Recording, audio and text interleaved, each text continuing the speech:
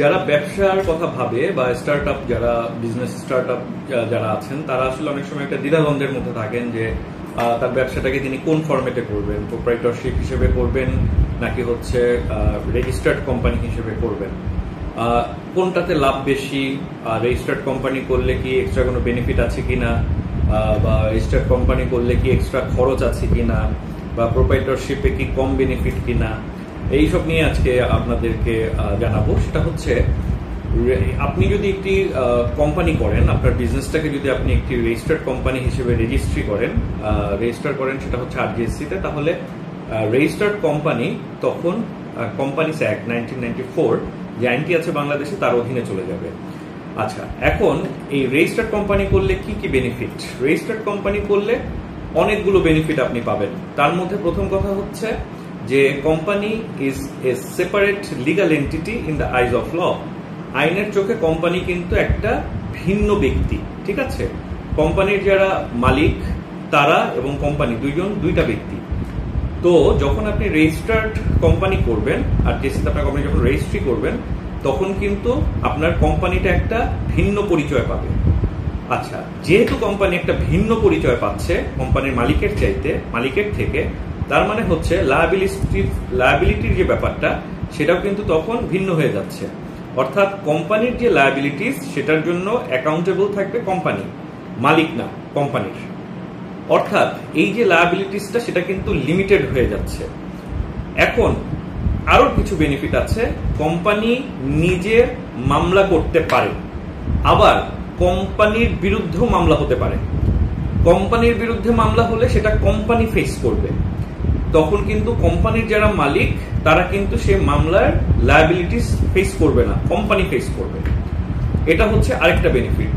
তারপরে কোম্পানি নিজে কোনো প্রপার্টি কিনতে পারে, সেই প্রপার্টি বিক্রি করতে পারে যখন সেটা রেজিস্টার্ড কোম্পানি হয়। প্রোপ্রাইটরশিপেও কিন্তু এটা হয় না।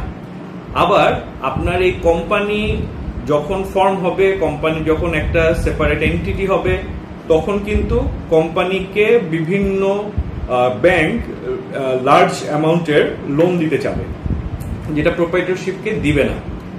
তারপরে হচ্ছে এটা একটা প্রেস্টিজিয়াস ম্যাটারও থাকে। যখন আপনি আপনার কোম্পানির নামের পাশে শেষে লিমিটেড লিখবেন, তখন এটা একটা প্রেস্টিজিয়াস ফরম্যাটও পায়। আর এর বাইরে গিয়ে ফরেন ইনভেস্টমেন্ট, সেটাও হচ্ছে কোম্পানির ক্ষেত্রে তারা বিডার কিছু রুলস আছে, সেই রুলস গুলো ফলো করে কোম্পানির ক্ষেত্রে বিদেশি কোম্পানিরা ইনভেস্ট করতে চায়, শেয়ার কিনতে পারে, ঠিক আছে? তো যেটা কিন্তু প্রোপ্রাইটরশিপে হয় না। প্রোপ্রাইটরশিপটা একটা ছোট স্কেলের বিজনেসের ক্ষেত্রে প্রযোজ্য, বাট এই ধরনের ফ্যাসিলিটিস বড় লার্জার যে ফ্যাসিলিটিস গুলো সেগুলো প্রোপ্রাইটরশিপে পাওয়া যায় না। আর এর বাইরে গিয়েও কোম্পানি যখন ফর্ম হয়, কোম্পানির এটা একটা আপনার সাকসেসর হিসেবে চলে। ধরেন কোম্পানির কোনো একজন ডাইরেক্টর মারা গেলেন, তার ছেলে সেই স্থলাভিষিক্ত হতে পারে শেয়ার ট্রান্সফারের মাধ্যমে, ঠিক আছে? যেটা প্রোপ্রাইটরশিপে হয় না। প্রোপ্রাইটরশিপে যিনি বিজনেস করছেন তিনি মারা গেলে তার ওই প্রোপ্রাইটরশিপ শেষ, বিজনেস শেষ।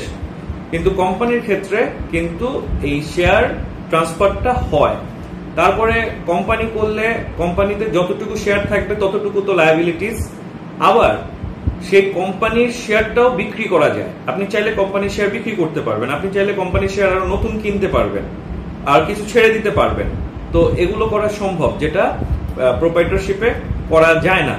তো আইনের ক্ষেত্রেও ফ্যাসিলিটিস আছে, ফিনান্সিয়াল ইনভেস্টমেন্টের ক্ষেত্রেও ফ্যাসিলিটিস আছে, ব্যাংকগুলো লোন দেওয়ার ক্ষেত্রে ফ্যাসিলিটিস দেয়, আইন একটা সেফগার্ড দেয়। তারপরে হচ্ছে আপনার ফরেন ইনভেস্টমেন্টের ক্ষেত্রে বেনিফিটস আছে, আর ট্যাক্সের ক্ষেত্রেও বেনিফিটস আছে। ট্যাক্সের ক্ষেত্রে আপনি অনেক ইনসেন্টিভ পাবেন কোম্পানি হিসেবে, যেটা হচ্ছে আপনি ইনকাম ট্যাক্স অর্ডিন্যান্সের আন্ডারে পাবেন, কিন্তু প্রোপ্রাইটরশিপ হিসেবে পাবেন না। প্রোপ্রাইটরশিপ হিসেবে কিন্তু আপনার পার্সোনাল ট্যাক্সটাই দিতে হবে, বাট কোম্পানির ক্ষেত্রে কিন্তু ডিফারেন্ট। তো কোম্পানির ক্ষেত্রে আসলে অনেক অনেক ধরনের বেনিফিট।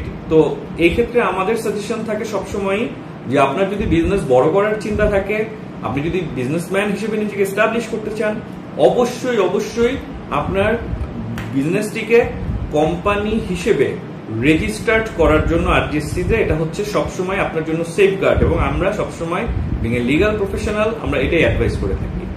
ধন্যবাদ।